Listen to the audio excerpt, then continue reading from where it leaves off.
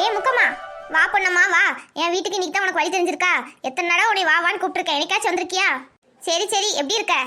நல்லா இருக்கேன் நல்லா இருக்கேன். வா உள்ள வா. இதான் உன் வீடா? ஆமா ஆமா, இதான் என் வீடு. உள்ள வா. என் மருமக நல்லா சமைப்பா, நல்லா சமைச்சு வச்சிருப்பா. ஒரு சாப்பாடு சாப்பிட்டு போ. சரி சரி. கவிதா கவிதா, இங்க வா. சொல்லுங்க அத்தை. அம்மா இது யாரு?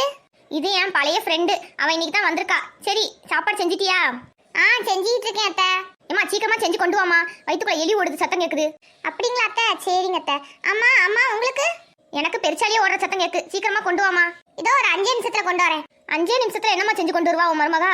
தெரியல, பாப்போம். அத்தை, சின்ன கிளாஸ்ல உள்ளது உங்களுக்கு, பெரிய கிளாஸ்ல உள்ளது உங்க ஃப்ரெண்டுக்கு. இத குடிச்சீங்கன்னா உங்க பிரச்சனை எல்லாம் சரியா போயிடும். பரவாயில்லையே, உன் மருமக நல்லா கவனிக்கிறா. சரி குடிப்போம். எனக்கு மட்டும் சின்ன கிளாஸா? நல்லா இருக்கே, டேஸ்டா இருக்கு.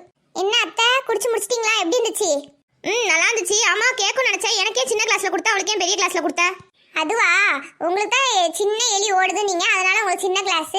அவங்களுக்கு பெருச்சாலி ஓடுதுன்னாங்க, அதனால பெரிய கிளாஸ். இன்னும் உன் மருமக சொல்றது ஒண்ணுமே புரியல.